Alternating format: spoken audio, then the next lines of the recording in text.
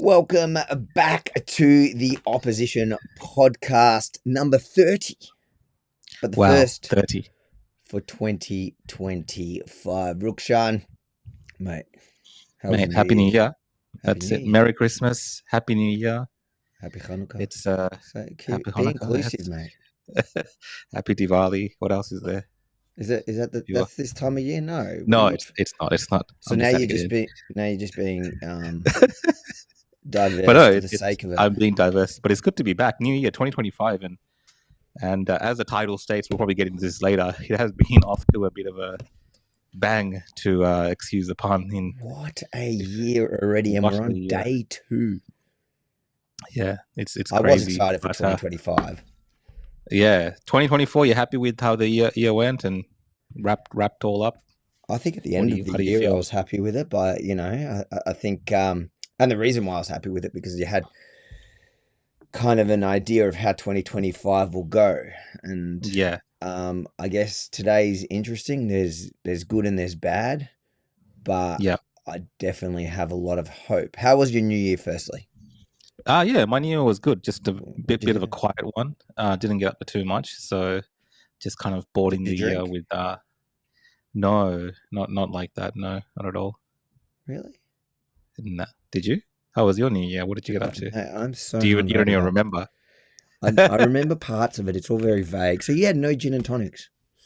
Not on New Year's Day, no. When did you have gin and tonics? I think 2 or 3 days beforehand. 2 or 3 days beforehand, you had gin and tonics? Someone gave me gin and tonics. Oh, is that at my house? Yeah, your place. So that's the last gin and tonics. Yeah. By the way, I got the present that Benji gave me. I still haven't opened it. My Christmas present. Do you mind if I open it on? Should we start that now? That's I guess. Huh? I guess we better start with that now because it's way over Christmas. So for those of you who don't know, this is from Benji to me because he got Avi a present and he got me one as well. So I said I'll open it live on the show for him. So I looked up how much my present was worth. Mine was about $70. How much was your present worth? About $70. $70? Let's see what yours is. Oh my God. What is that? Sorry for swearing. What is that?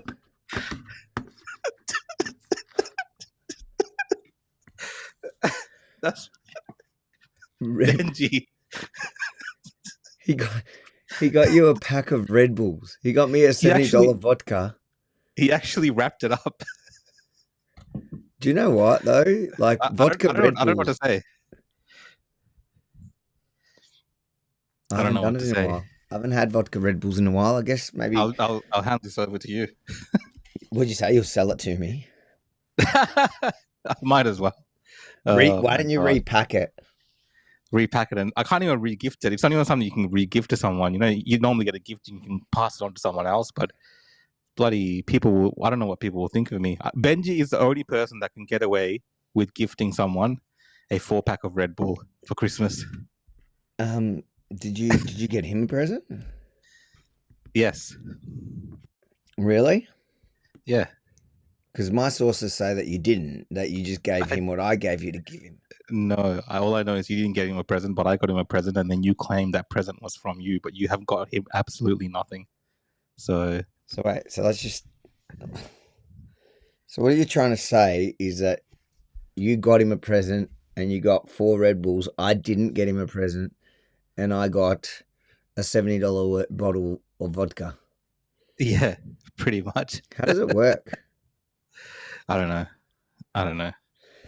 All right, on that note, Benji, we want to thank you for your participation. I'm glad that you got my gift from Rukshan. Yeah. For all the viewers out there, welcome to 2025. Welcome back to the Opposition Podcast, today's going to be interesting.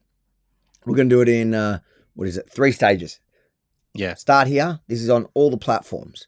Then we're going to go, because we're going to cover all the news. And like I said, Rukshan, I can't believe it's only day 2. So much has happened, not only since the beginning of the year, also since our last show, which was 2 weeks ago, because somebody decided that they wouldn't rock up last week. Yep. So There's a couple of big stories that happened in between, but most of what we're going to discuss actually is since the new year.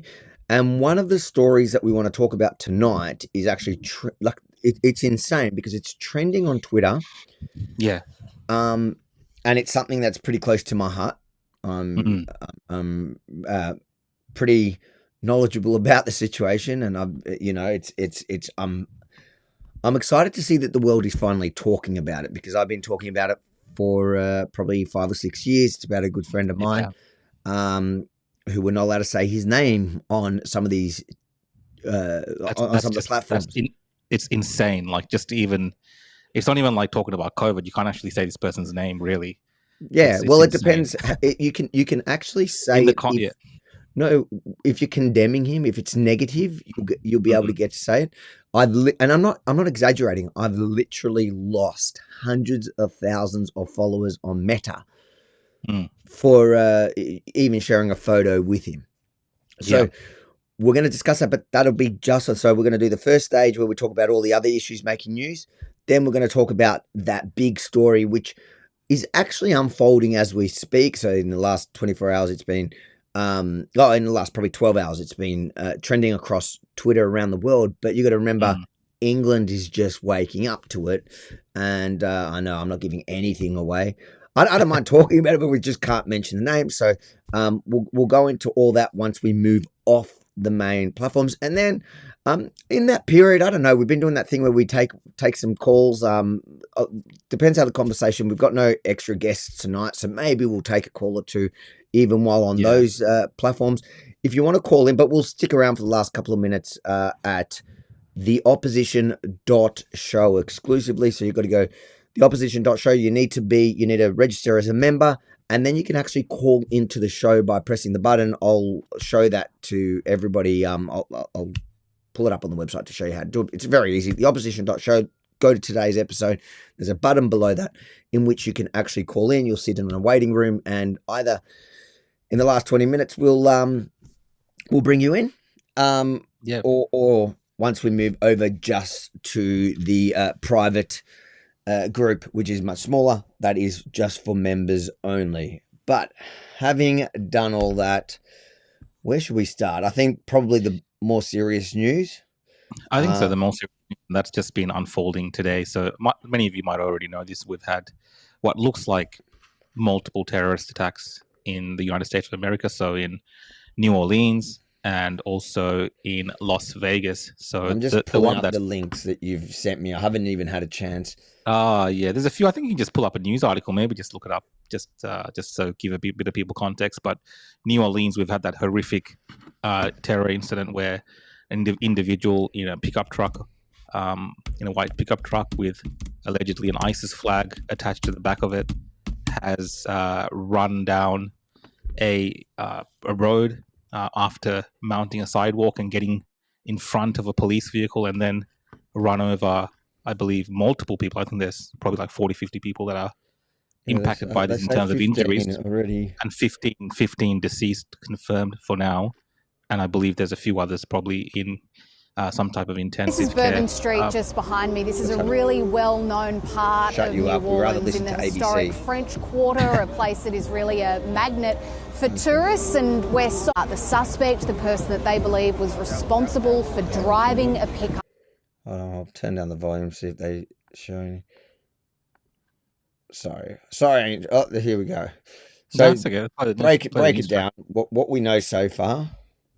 Well, what we know so far is we know the terrorist is a U.S. citizen.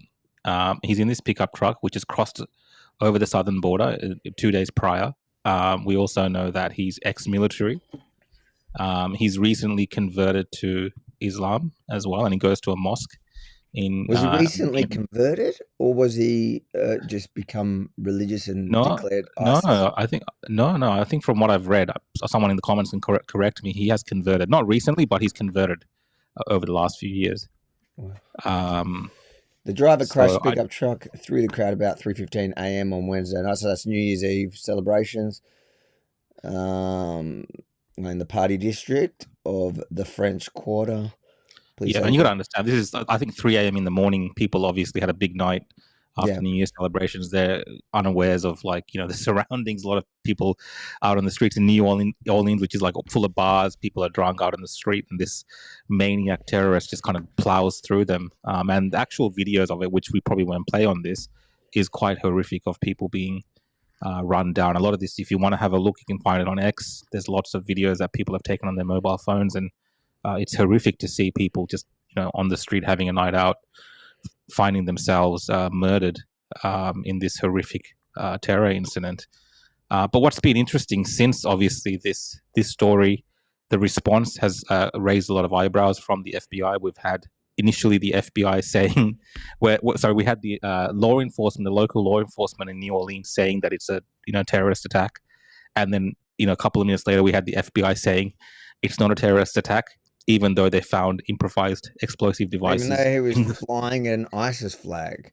And literally even an ISIS flag mounted to exactly. the They had and the initial photos that came out of the vehicle that he was driving had the ISIS flag covered by a jumper of some sort, like tied up and hidden.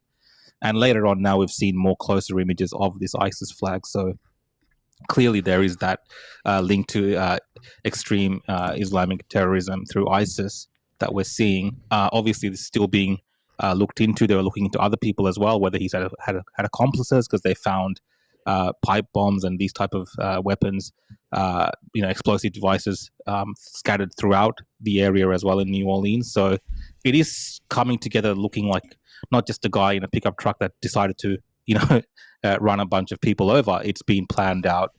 He's organized some type of massive casualty event, because when he actually ran over and got out of the car, he had weapons on him to actually shoot more people as well, until he was gunned down by the police. So this was someone who was intent on causing as much carnage as he could during that time. So police are investigating. They're also looking for accomplices. They've obviously, I believe, raided some properties. There's other explosions which have happened nearby, apparently in an Airbnb that they suspect. So it's a lot of stuff in the air, but the most interesting part was the FBI initially saying that they don't think it's a terrorist attack. And I think a lot of people... what is it that makes them jump to that, reaction? They tend to always do that. They even when it's so obvious, like, no, don't jump to any conclusions, ladies and gentlemen. Forget about don't believe your eyes when you see an ISIS flag. Yeah. Why do you think exactly? They do that? And I don't know. I don't know if it's just like, obviously, poor hiring practices at the FBI, and the people working there are not that sufficient at public communications. Because what happens is, when they do that, especially so early on, when it's so obvious that it looks like a terror attack, and you have internet sleuths already picking up on these clues, people start distrusting the FBI. And already we know the FBI is one of the most distrusted organizations within the USA for many different reasons. So this has already created that distrust around this issue, and people are rightly concerned whether this organization is capable of actually handling this scenario. And on top of that, of course, we've also had in Las Vegas, in front of the Trump Hotel, another attack, which seems very symbolic in the manner it's been done. So you have a Tesla Cybertruck. Of course, Tesla is a company that's run by Elon Musk, who's a part of the Trump campaign. You have a Cybertruck that's parked in front of the Trump Hotel, right in front, and then it explodes. And, that raises a lot of questions in terms of the symbolism of doing something like that, whether these attacks are linked. And there's a few reasons that people think that these attacks are linked as well. So you're looking at possibly a terror cell, some type of coordination on these attacks. Now, none of this is officially confirmed, but the links that we have so far is that particular Cybertruck and the van that was used by the white pickup truck that was used by the New Orleans terrorist was rented from the same rental company. So that's one link. They're both now have been identified as ex-military. So even the bloke that allegedly blew up the Cybertruck with his improvised explosives, which included fireworks, a gas cylinder, and a few other things, he is also ex-military. And now they've even established... Here we go. Yeah, well, yeah, that's the guy from the Cybertruck. So he's ex-special forces, or he might even be actually serving in some capacity as like a what do you call those guys that go over to the Ukraine and fight like a the contractors? Yeah, so he's serving in that capacity as well. So this is the individual that's been identified for the Cybertruck explosion. And just before I came on the show with you, the breaking news was that this particular individual served alongside the other particular individual in the same like camp as well. So yeah, so there's that link as well. We don't know what their relationship was and if they knew each other, but they have been linked back to the same military base as well. So there's all these kind of links coming out, and it's crazy, right, Avi? So you have this like internet sleuths on X and other platforms like Reddit putting all these pieces together, gathering all this information, and by the time the news kind of picks up on it and puts this information out to the public, either it's very different to how it's interpreted online and they kind of keep a lot of information out of the public eye, or they ignore it altogether. But I think it's so many different connections coming out at the moment. Yeah, it's an insane story. I guess there's a few things. Like, firstly, let's look at because I was a bit surprised about the background that was already coming out of the first guy. Now I didn't even get a chance to read this yet. Yeah. It seems a bit convenient that they did you say serve together? Not serve together, but they're at the same base. Or okay. But even so, that's super weird, Yeah. So they're definitely looking for links between them and trying to see if there's a stronger connection between the two of them. Yeah, because it's a first. I get it. It's just after New Year's, but you have these two kind of terror attacks, and they both hired from the same rental company, and they're both ex-military. Like the coincidences, that's a lot of coincidences so far. Yeah, and it's like even this guy, he has such a bizarre background, and there's just. Do you see videos of him? Was a real estate agent as well. Yeah, something, and he just seems super normal. Yeah, no, he was super normal, and so he's gone in the military, and then you have all this video history of him being super normal. But apparently, the day before the attack, or just hours before the attack, he was uploading videos onto Facebook, talking about the reason for his attack. So those videos and stuff have been taken down. I haven't seen those. I heard them being reported. Have you seen people close to law enforcement? No, but so apparently law enforcement has some of those videos. So he's stating his reasons for doing what he's doing. So we don't really have that. It's weird that nobody's published it yet. I'm surprised. Yeah, and the other thing that's come out is that the mosque that he was attending has also put out a statement to the rest of the members of the mosque saying to, don't cooperate with the media, obviously, and also. Before you go to the FBI or the police, if they want to question you, please come to our organization first to guide you through that process. So, because there are concerns that I saw he was radicalized. You sent me. Where was that? Let me just see if I can find it. See if you can find the letter. But there's concerns that he was radicalized at the particular mosque, and there might be other people involved there as well. Oh, here we go. Yeah, posting the mosque reportedly attended by the terrorists, instructing members. To refer all inquiries by the FBI, law enforcement, and media to legal representation of carriers, and is like the official peak body.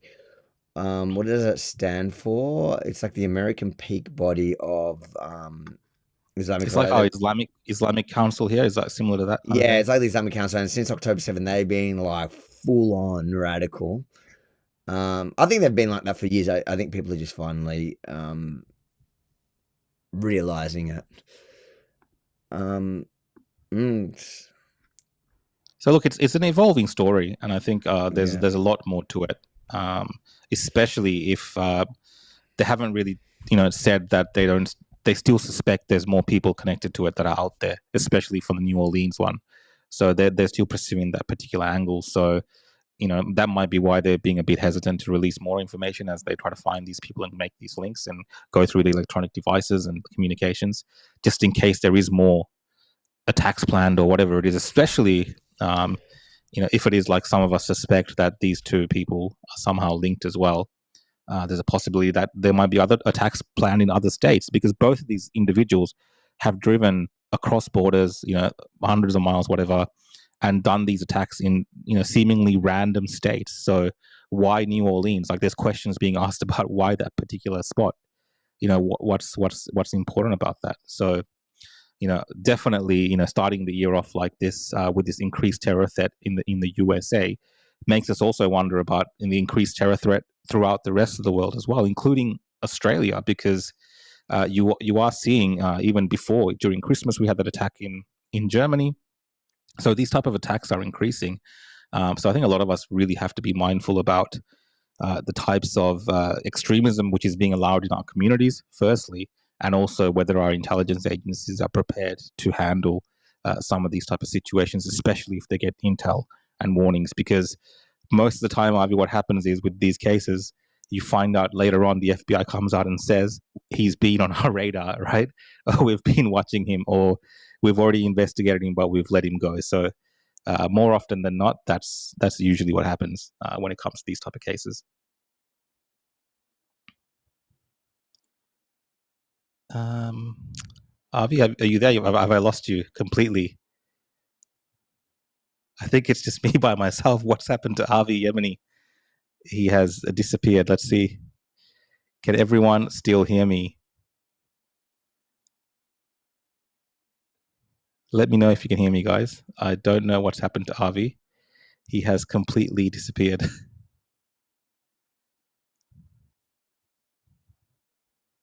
Did they get Avi? Someone's saying, oh no, they got Avi. I have no control over the stream, so I'm just going to have to keep talking because I have no idea what's happened to Avi Yemeni. I'm just still on the stream.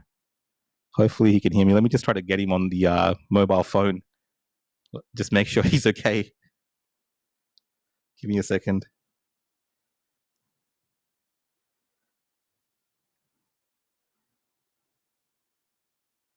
I'm just messaging him now.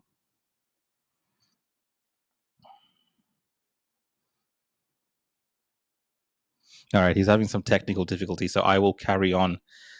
All right, so let's have a look at what's happening in terms of this particular incident at the moment. Let me just check for the latest news. So I'll try to actually read some of your comments as well while Avi fixes his technical issues. Someone's saying Avi knows too much. They've taken him out. Someone's asking for our phone numbers. No.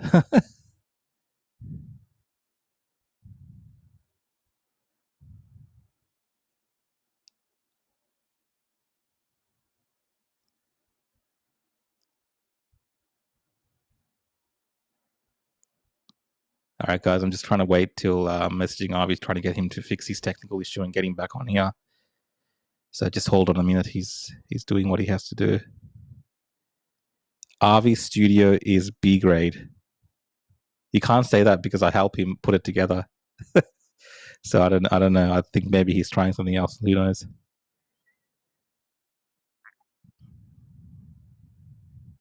It's aliens. Yeah, look, Avi might have been abducted by aliens. Who knows? I am trying to keep going, but I have no access to the actual the screens. I can't show you anything. I can't change anything. It's just stuck on my screen.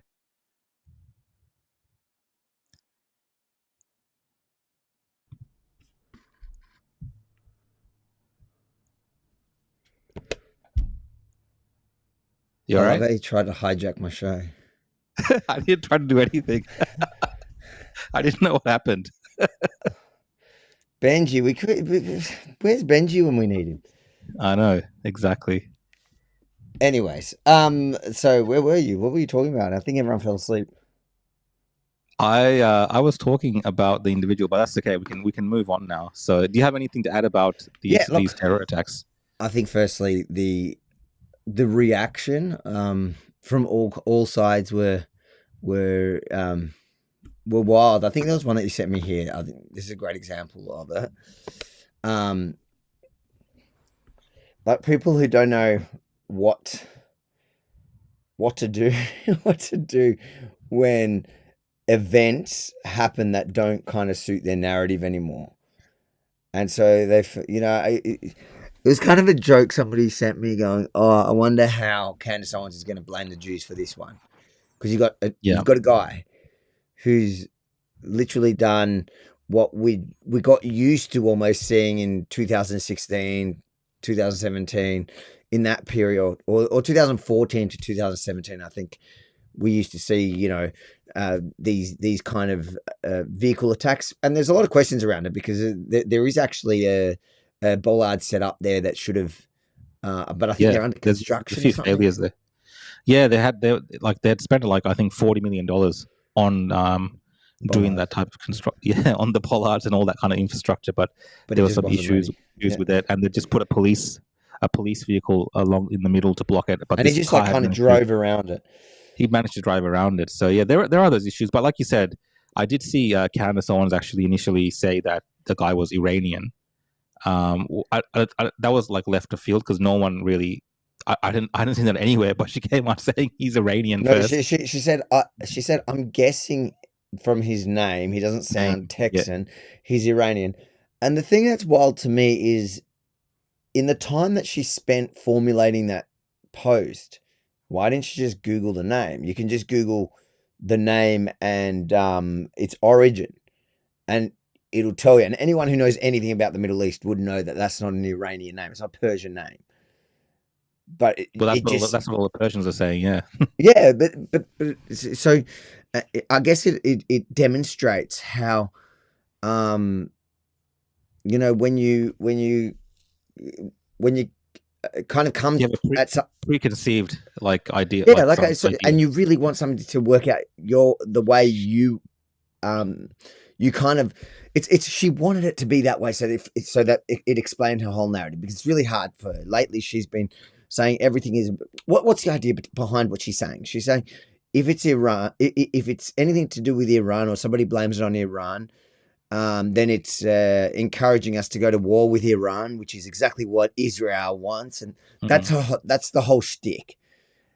And but the mistake she made is it was too obvious that she had no idea what she was talking about, and she has no idea what she's talking about when it comes to the Middle East in general, because something so basic like somebody's name, which is also just like, as a journalist, is the easiest thing to fact check.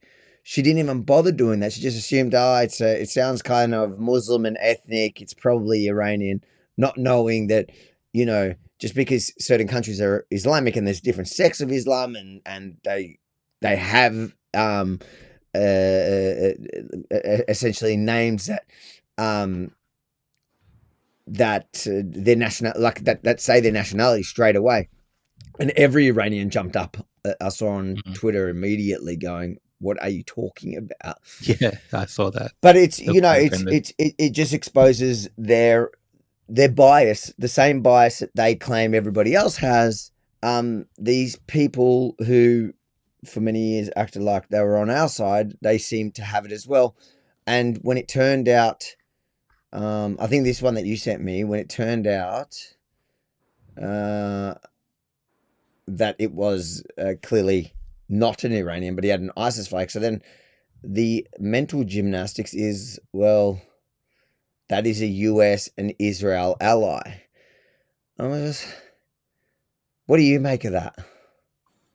Yeah, I mean, I've seen it, I think, now across the last couple of months because I've been paying more attention to it. And like almost anything that happens, the first thing that I see, especially on X these days, is that it's the Jews. Somehow it's the Jews, somehow it's connected to Israel. And this is like completely random things sometimes as well. But people are able to make this connection somehow. Like this, you can make anything. You can connect anything. Yeah, it's this mental gymnastics that's done, and it's like, wow, how many things are, I'm just talking as someone just completely out of this, how many things is like the Jews doing at the one time? Like how many things are they coordinating? Like almost everything. Like if you ask anyone, they will attribute everything to the Jews, and it's kind of become like that, where it's old and tired, and it's like, okay, like these are serious people, these are journalists, and this is like now your go-to for everything. And it's kind of even if this was the case, like you kind of like the boy who cried wolf now, all these individuals, and it's kind of become like that. To me, it's funny. It's like the question everything crowd, who many of them blindly follow people like Candace Owens, who the initial reaction of anything somehow is Israel or the Jews or whatever name she's calling. You know, she often tries to be a bit more sophisticated about it by calling them like different things like Frankish. So, you know what? To be franked, Frank, shit, I didn't even know had any correlation to Jews, but she's come up with these different ways. But at the end of the day, it always comes down to Israel and the Jews, and so and this like question everything crowd just seem to not question the person who just reacts to everything by saying it's the Jews, it's the Jews, it's the Jews, it's the Jews. It's like, man, can you at least provide some evidence of it? And the funny thing is, in this case, and that's why I'm glad, because people like her are showing their true colors. Is like, in this case, what she was saying was so obviously and factually wrong based on the one piece of evidence she was providing that it's embarrassing, because it just shows your true colors, that all you care about is I want to be able to blame Israel and the Jews, as if Islamic terrorism hasn't existed. The violence of Islamists hasn't existed for a lot longer than the modern state of Israel. It's just like, and you're right. Yeah, I see a lot more people like calling her out on it now. Not just her. Yeah, there's a few people that are doing this at the moment, and they're all being called out, and they're being called out within the same circles. Because I think, like I said, it's kind of become like the boy who cried wolf over and over, and no evidence is being provided. It's just being said, and it's just a convenient way. And now everyone just looks ridiculous if you go with this kind of same narrative each and every single time. It just muddies everything, and everyone just looks unintelligible when they're discussing this topic. So people are calling it out. I think it's more. There is a bit of a change happening. Yeah, it's embarrassing in a way as well. Look, I can see the temptation of some of these people to go down that route, because if you look on social media since October 7, and as content creators, like you'd understand this, audience captures really, you know, it can be a strong thing. And when you have when you see the kind of fast growth you can get by spinning this one narrative, you look at these people like that Suleiman or whatever his name is, in like these guys, they had nothing, they've done nothing, and then since October 7, they've just, if you look at their feed, it's just maybe 50 posts a day and all about Jews or Israel. And a bunch of them go viral, and they've grown. They've exploded. Their pages have exploded.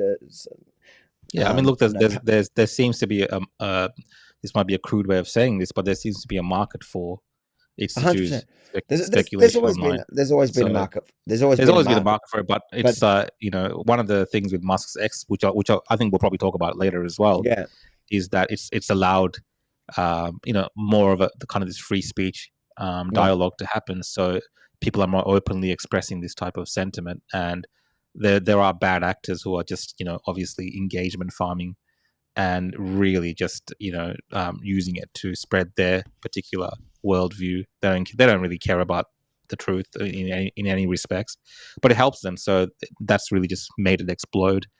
And I'm someone that's very kind of pro X and everything that's happening on there, but there is an element of that happening where there are in not just with this issue but many different issues, individuals who are just there engagement farming and looking for clicks and looking to monetize what they do with sensation. Tweet. I can't remember who did it.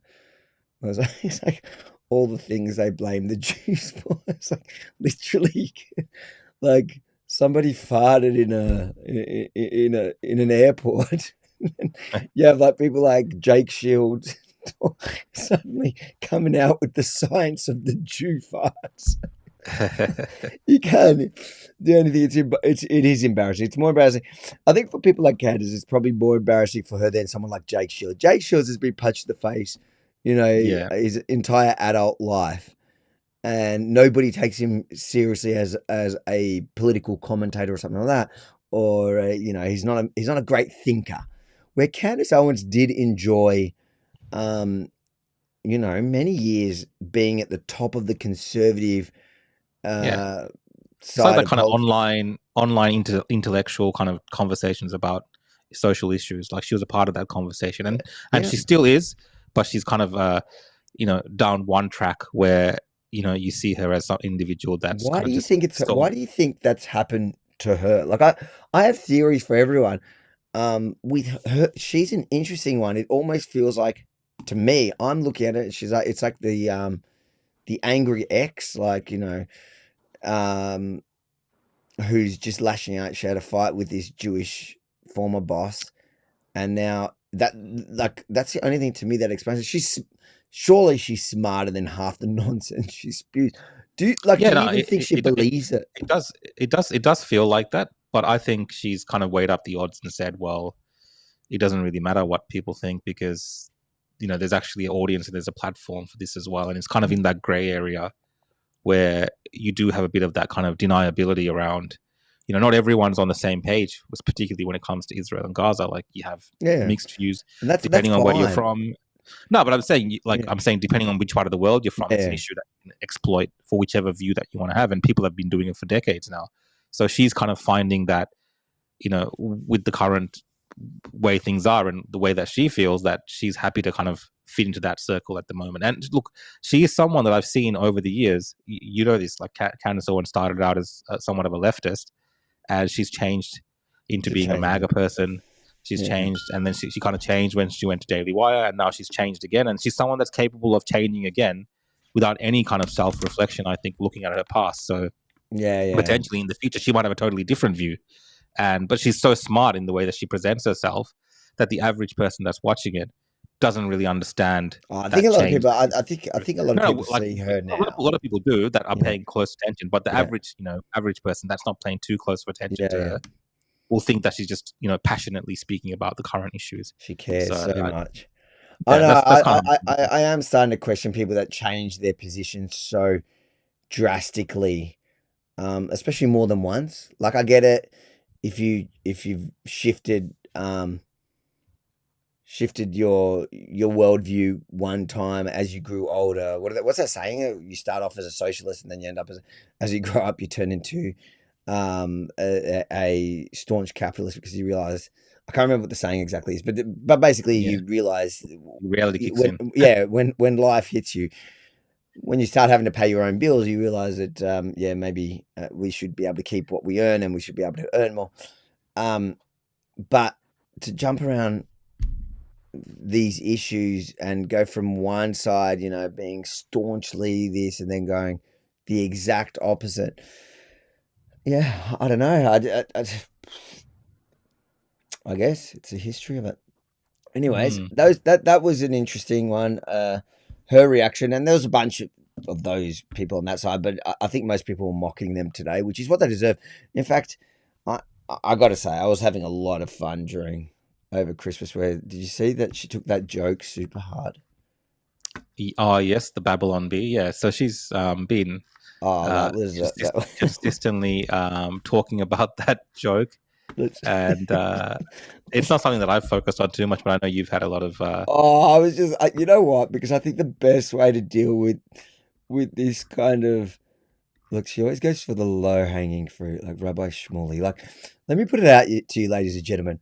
Rabbi Shmuley is the most hated rabbi in the Jewish community as well. So, like, picking on him and pretending like he's some sort of representation of the Jewish community is just laughable, because literally no one likes him, even within our community. But it's easy, because you can pick on somebody like that and go, oh, look, this is what the Jewish community thinks. And no one in the Jewish community agrees with Rabbi Shmuley. Like, almost nobody. But it's easy to get clicks and likes. But let's go down to where she having a cry about a joke. Where was it? Oh, did she share the actual joke? I don't think she shared. I think the Babylon Bee is pretty funny with what they've done. Did she share the? But basically, the Babylon Bee made a joke about her, that she was shocked or something when she found out that Jesus Christ was a Jew, or something along those lines.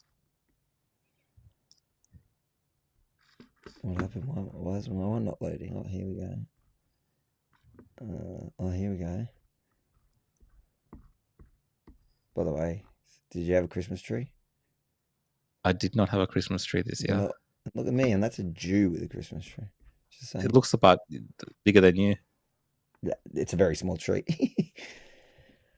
Look, Candace Owens horrified to learn Christmas was started by the birth of a Jew, and the meltdown over this joke. And the thing is, like, all those people crying about it, they're the first to laugh at any other joke. It's actually a genuinely funny joke, I think, no matter where you sit on it.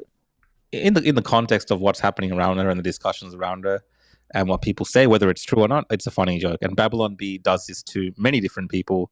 And, you know, from my experience, I closely follow Babylon Bee.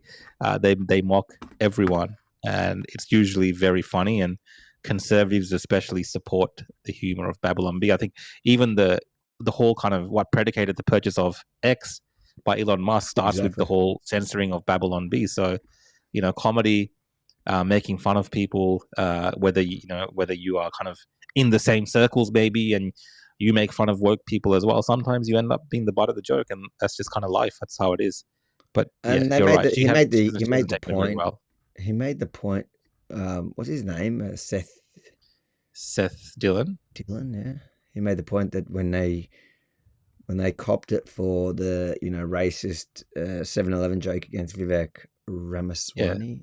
I mean, Vivek ate it up. He played it along. He just leaned into it and went along with it, and everyone was like, "Oh, you're legend."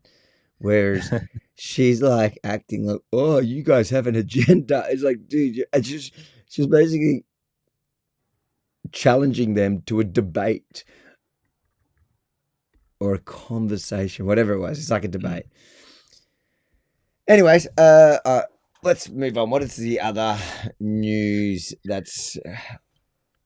Let me see the next one. Yeah, this is a bit of a strange one, actually, because this is something that I was reluctant to get involved in. The Indian one? When I saw this. Yeah, the Indian one. Do I have one of those? I was reluctant.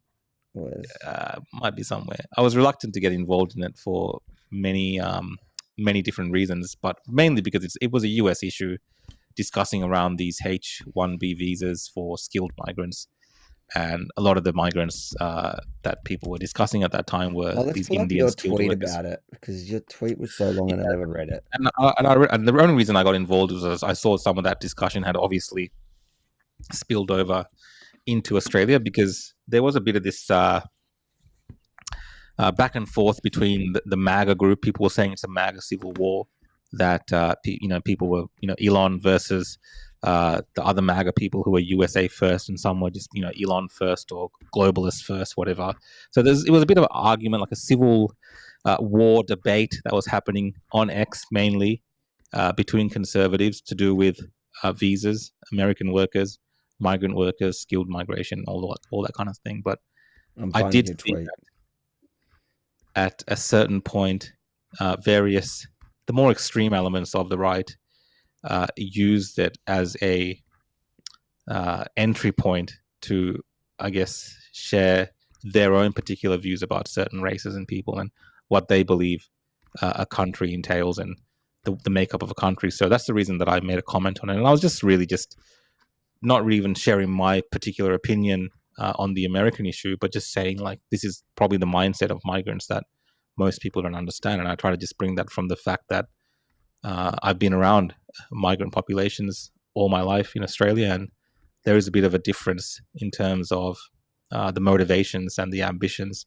for migrants that perhaps not understood by the wider community if you're not a part of those communities. So that's where my views came from. It's largely been sorted out now in terms of, in the MAGA group, Donald Trump's come out and said that he supports Elon's particular view that skilled migration is of course important, but there needs to be reform in the H-1B visa program because it is being abused. And definitely I agree that type of program is rife when it comes to being abused.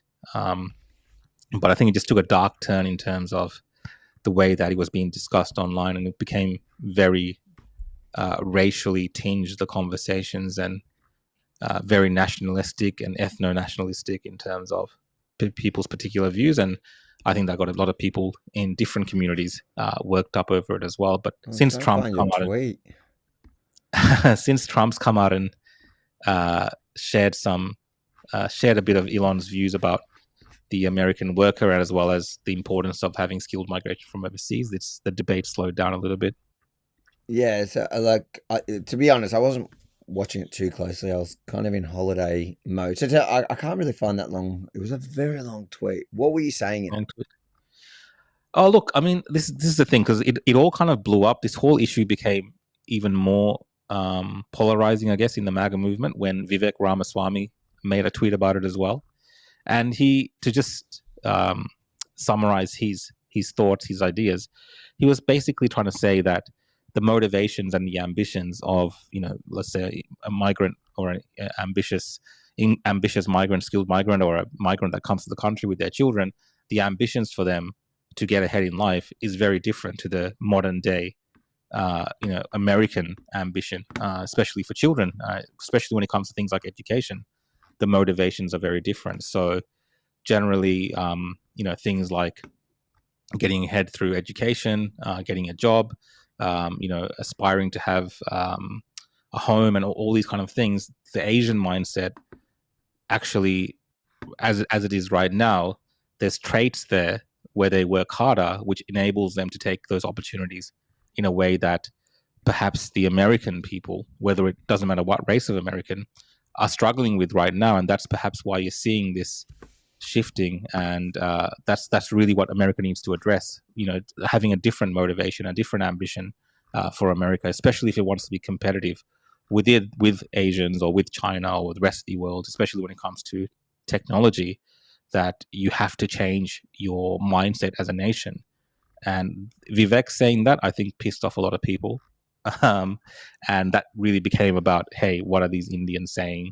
The American way is fine. We don't care if it's, bad or whatever, as long as the Americans have jobs. That's all that's important. We rather have, a crappy education system. I'm just paraphrasing some of the comments I'm seeing. We would rather have a crappy education system as long as the workers are American and the jobs go to Americans. We don't want any foreign workers. And you have to understand, this H-1B visa thing is for about 90,000 workers per year that come in. And America has a problem with illegal immigration, where you have millions of people, illegal immigrants, coming through the border unchecked. Now, that was a major focus, of course, of the Trump election. But then this visa thing with the skilled workers became a massive point of inflection for the MAGA movement. And I think a lot of that goes to the fact that, since defeating the Democrats so badly, they really haven't had much to, challenge or argue or points to get across. And they've kind of turned on each other on some of these issues and focused their social media capital in terms of, arguing, because that's what a lot of conservatives like to do, like, debate issues onto each other. And it kind of blew up because of that. Well, I found... When I was looking at it from the side, but just for transparency, do you feel like you just have to defend the Indians because? No, I'm an Indian. So no, I'm an Indian. Like, look, it's kind of I'm just mucking around. It's really interesting because people take offense to the things that I'm saying or that Vivek is saying. Especially, I found recently, of course, even some of more so the ethno-nationalist and the Nazi adjacent types. They take a lot of offense to it because they just don't like the fact that someone that looks like me, that that believes I'm an Australian, they don't like me saying the things that I'm saying about the issues with the country. Their whole argument is, well, if you guys are so good, if your education system is so good, why don't you fix the crap, just to say what they're saying, the crap hole that is India? Why don't you just stay there and fix that? We don't need you here. If you're so great, stay there. Why is your country so bad? And we don't want you here. So that's kind of the argument. And the thing where that falls apart is, obviously, like, what they want is mass deportation of everyone. They want, like, a lot of the comments towards me is directly about, hey, we're just going to deport you. We don't want to even hear your views. We're just going to deport you, right? And this is complete fantasy. Yeah. Right? This is complete fantasy. It's not going to happen. Like, if you look at the numbers of migration into Australia, immigration, like, it's completely, like, it's crazy, right? In terms of how many immigrants are coming into the country. And these things are not going to be, there's not going to be like an ethno-nationalist party that comes in and just deports everyone. Like it's wishful thinking. It's just fantasy. They're dreaming, but they're all a bit of a joke to me. One of the things that I've always advocated is quality immigration over quantity. So we want skilled workers. We don't want to take people from war-torn situations who we don't know how they're going to land, and just looking at those kind of programs and how those sorts of communities have. Well, I'll just read a comment. There's a comment that just came on the screen. If you can put it up, from Hannah Jinx. This is kind of the Rukshan. It says Rukshan is the wrong color. That one? Yeah. So yeah, like this one, like Rukshan is the wrong color to be speaking about Aussie politics. These people can't be honest about nation and immigration. Now, this is what I want to try to explain to people, right? Well, so when I talk about this issue, Avi, is the fact that it's too late. When I say it's too late, I don't mean like the people have replaced you and they've taken over Australia. I'm saying waves of immigration have come to Australia for decades and decades now. There are multiple generations of Indians that are living here, that have had their parents here, their grandparents here, and they're ingrained within the fabric of the Australian society. So those kind of comments don't make sense, especially when you have more migration that's happening right now as well. And what's going to happen is, the reality of it is, the political class, the left-wing politics, especially the Labor Party, the Greens, what do? They co-opt these migrant populations into their ideological worldview. They tell them that the Conservatives are all racist and they all hate you. Yeah. And at the end of the day, when it comes to election time, overwhelmingly these populations vote for these left-wing parties, and then they set the policy, and it continues and it keeps them going forward. So when people tell me, oh, you can't talk about Australian politics, I'm telling you, like, the way that it's going, we have to talk about Australian politics, because there are migrants like myself. Why can't you talk about? Why can't you talk about Australian politics? Because the whole thing is that I'm not white, so I'm not white, so I'm not Australian. That's the whole argument, that you're not white, you're not Australian. But I'm trying to explain to them that, some of the things that they take offense to, it's too late. Like, there are migrants like myself who look like me, who are Australian, who understand that we do have too much unchecked migration in this country, and who understands that for Australians, yes, it's hard to buy a home, it's hard to do things. For people who have grown up in this country and done things in this country, it's very hard when the immigration numbers keep going up, because we're competing with the people that are coming to this country as well, of course. But we also understand that to fix that is not going to happen with deportation. To fix that is going to happen when you have a majority of people who understand the problem, who vote in the correct politicians, who can create the correct policies around immigration, and who value the country, who are assimilating into the country. And right now in Australia, in the last decade, even last 20 years, that has not been happening. People who come to Australia are going into enclaves. They're not assimilating into the culture. They're voting for the Greens. They're voting for Labor predominantly. Those parties are pushing mass migration because they increase their voter base. They stay in power for longer. Yeah. And it's just a cycle. And these wishful thinking of these people who I don't think we could take them seriously. Like that was. Well, we can't take them seriously because But I can't. And the thing is, like, what I saw unfolding online, and I was so in holiday mode. I'm only coming out of it now with a major hangover. But when I saw it, just watching on Twitter what was going on, you could see it's like this vitriolic fringe that we're just using it all as an excuse to actually be racist. And I don't like that a bit like anti-Semitism, a bit like all these words when it comes to hating different groups. And I also think like anti-white race, all of that, like these people that trade in that political discourse, if you want to call it that, that they just look for any excuse to do so. A lot of these people, when you talk about the fight in the right from that, I feel like a big portion of those that were just being full-on racist, they weren't real Trump supporters anyways. They're the ones that were also pushing against Trump towards the end, because Trump has always been, maybe not on the visa stuff, but like Israel was a great example, super consistent on his position on that. And they've all been pretty vocal. It's the same people that have been really super vocal against Israel. So I don't think there was like this huge breakdown in the right. There certainly were people. I'm not going to deny that. I could see people that were Trump supporters and that were upset about this whole visa situation. I couldn't care enough because it's about American stuff to be able. Well, it's happening here as well. You know, sure. So in our context here, I think you're deluded if you think migration is not going to happen. And also, I think there's certainly a place for migration. It just needs to be good, quality, high skilled. I think color matters less than ensuring that we bring people here that can integrate. So it's about values, morals, ability, skills, work, you know, people that are going to come here. Look at some of our migrant communities here. They're awesome. Like you go to some of these areas where they've worked hard and they've integrated into Australia and they've become a big part of what Australia is. And, you know, they're not overrepresented in the crime statistics. They've worked super hard. They've built a big part of it. Those are the people we want. Those that are just going on on either side, anybody that goes on about race specifically, I just ignore them. I can't be bothered with them because there's no point in talking to them. They can go live in a fantasy island where we can go back in time 100 years and make it all white, but even then it wasn't white. Like, then you can't take them seriously.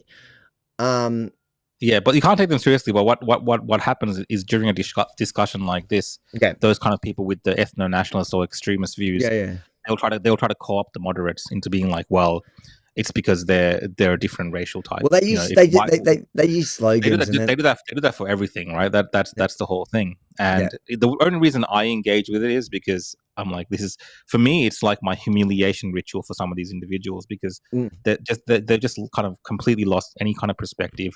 They're not going to be able to make any type of difference with the extremist views that they have. That extremist group have actually been rejected by their own race.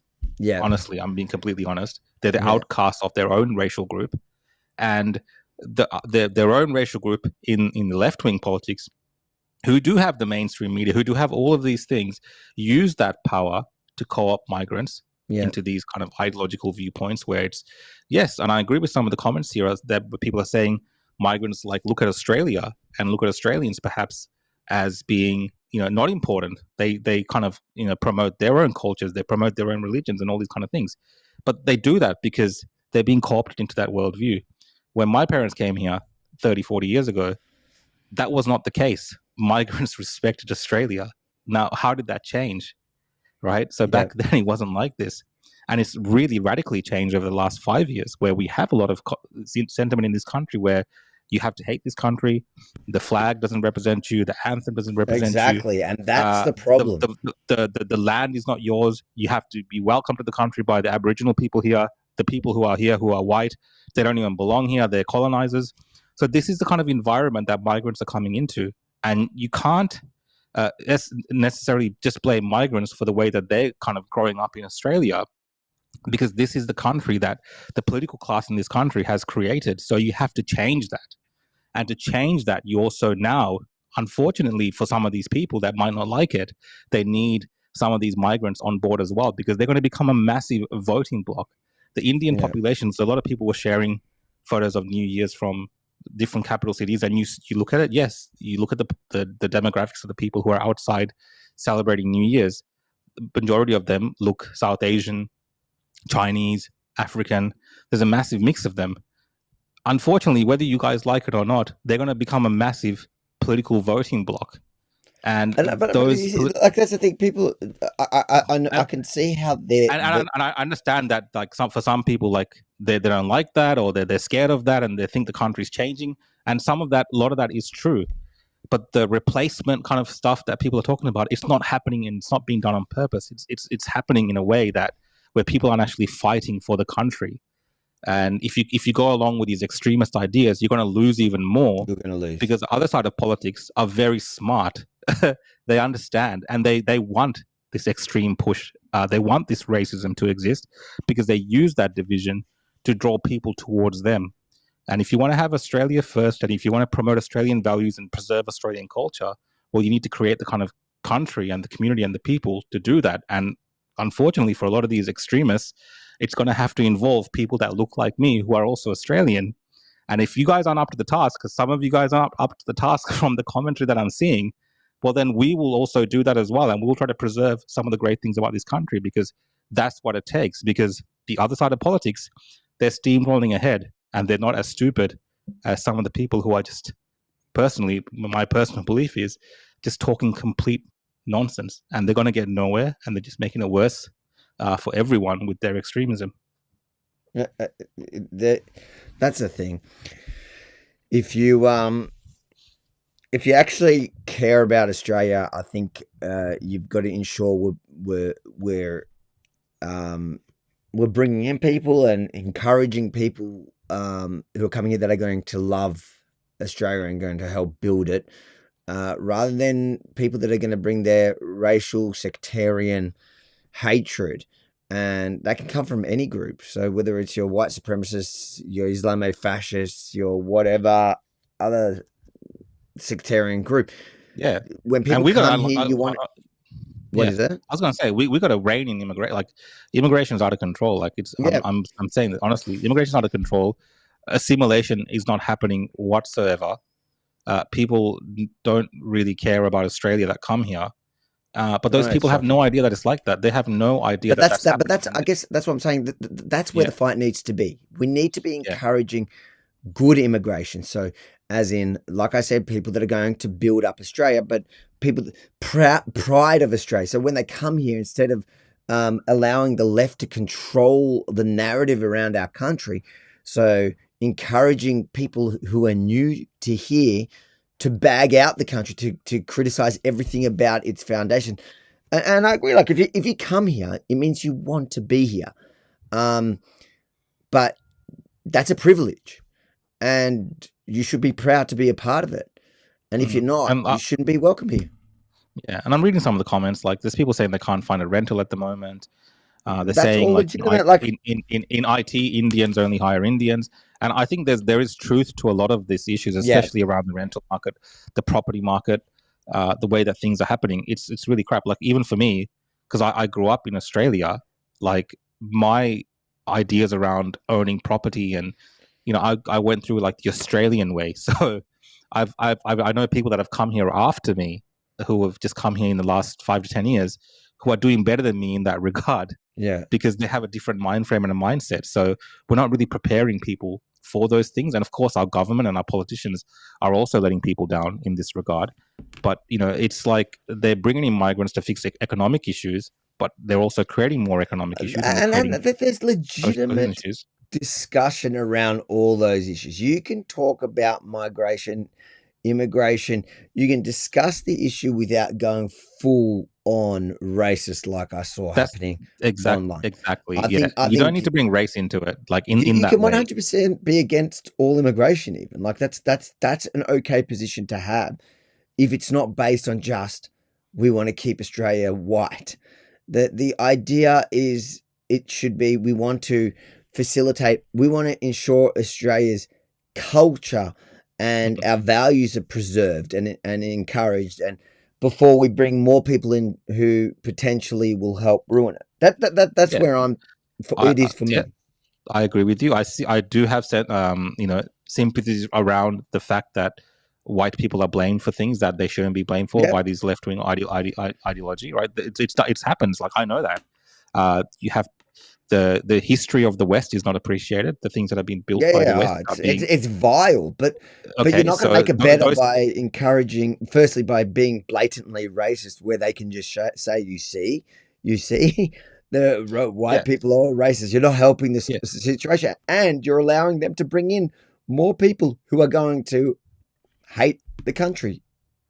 Yeah, because people might think, I'm popular with like the the Indian population and the Sri Lanka. I'm not. Like, I'm not popular in that kind of political context, because they are all majority of them vote for Labor. So someone like me is an anomaly in that sense. But that's because I've grown up more with Australian Christian Catholic style values, maybe, that have ingrained me into this country. And I was lucky and fortunate enough to grow up in Australia in the 90s, when it wasn't about hating this country and it was about assimilating into Australian culture. So I grew up in that world, and a lot of people perhaps in my generation did that way as well.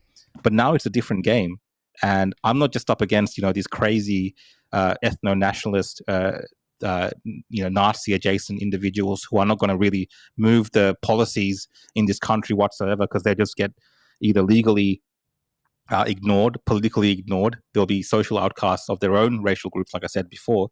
I'm not just against them. I'm also against the other Indians and Sri Lankans and other Asians who have been persuaded by the left wing that, Rukshan is also a ethno-nationalist, racist Nazi. Like, that's kind of the world that we're up against. So that's what conservatives are up against. And, if you want to change migration, you have to change the discussion around how you assimilate into this culture, and you have to get people politically engaged, even people you don't like for whatever reason, that don't look like you because of white Australia, whatever it is.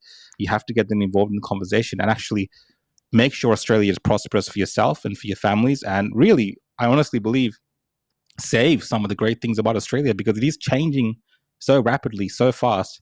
And I share the same concerns, but it's not going to be one through calling people Indians and telling them to go back and deporting people and all these kind of fantasy ideas that will I do think there's a place to deport people, but it's people that illegal immigrants, deport all the illegal immigrants, illegal people that come in, commit crimes. Deport them, deport the fake asylum seekers. There's so many of them. Like, deport exactly, all and the rest of it, let's have a proper discussion around it. I don't even know. Like, I would like to look at the, I do think we're bringing in way too many people, and we don't have the infrastructure. We're not set up for it. We're not ready for it. And I do believe that Labor is just importing votes. That's what it is to them. The Greens support it because it's importing votes, as you've said a few times before. And we need to stop that immediately. If that means halting all immigration right now, I fully support stopping immigration now and working out who we really want here. And to me personally, as long as we have the infrastructure and we're ready and it helps our economy, I want to have people here that are going to be proud about this country, and even with all its flaws, are going to want to help build it, not tear it down further. On that note, I would say we deport you. Yes, there's plenty of people lining up. I've actually been given some of these ethno-nationalists have said within 10 years, that's the 10-year working plan that they have. Within 10 years, I'll be deported. So that's what they're going to do. And I put that up there. Let's see what happens. Will I be deported in 10 years? Let's have a look. This is probably the only thing I agree with them on. Okay. What else what were the other issues that we were going to quickly, what was this video? Let me just watch this. H-1B visas, that's not what it's about. Or wages. Former Trump advisor Steve Bannon ramping up his criticism of the visa program today, arguing that Americans deserve reparations for having to coexist with immigrants on H-1B visas. That comes after Trump told the New York Post, "I've always liked the visas," even though he criticized them while running for president in 2016. Now saying, "I have many H-1B visas on my properties. I've been a believer in H-1B. It's a great program."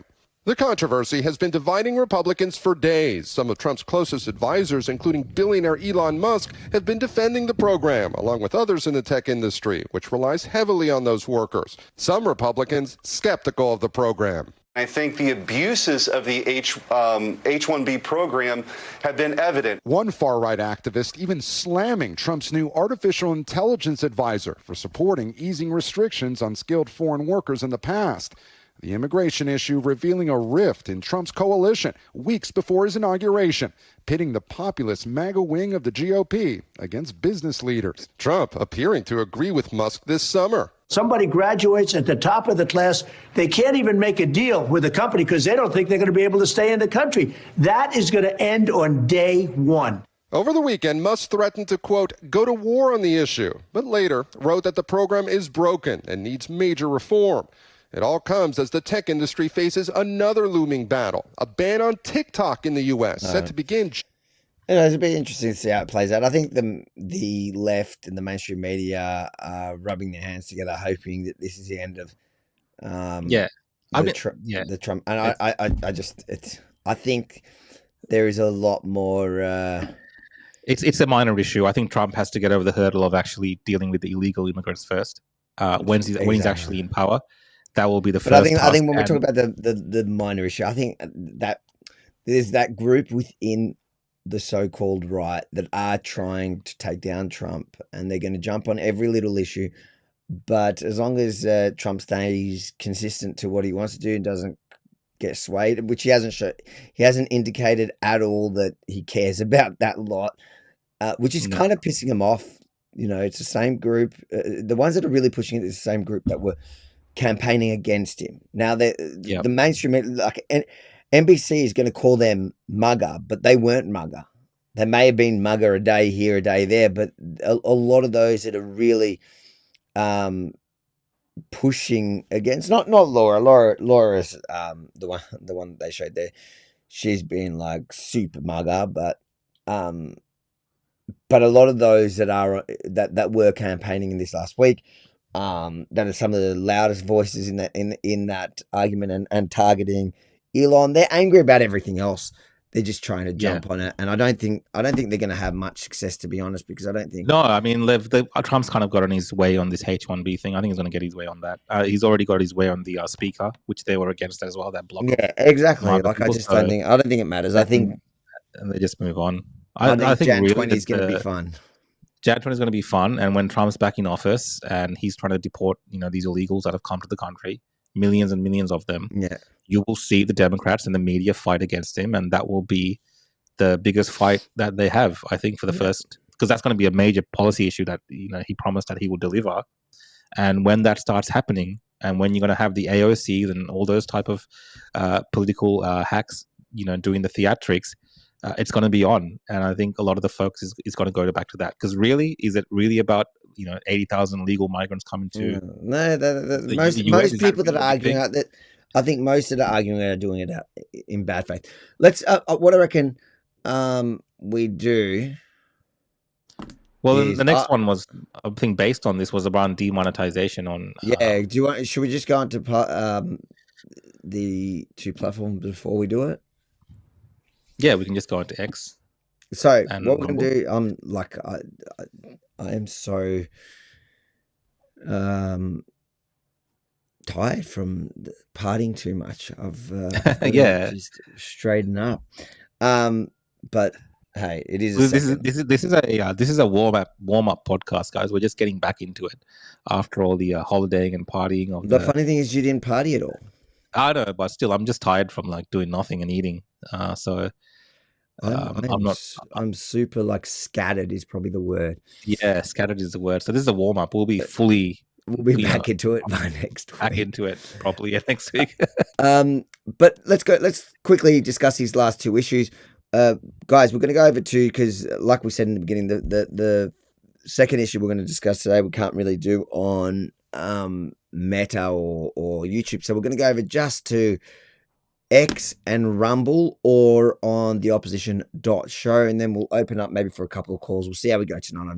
I think we'll ease into it today. But the opposition.show, if you want to call in, just press the button below it. We might take a call too while we're on the free speech platforms. Otherwise, we'll stick around for about 5 minutes at the end and give you a chance to call in. But don't expect too much, because Rukshan made me drink all those gin and tonics in the last. I had I drank 2 bottles of gin in 2 days. Yeah. I know you did. Okay.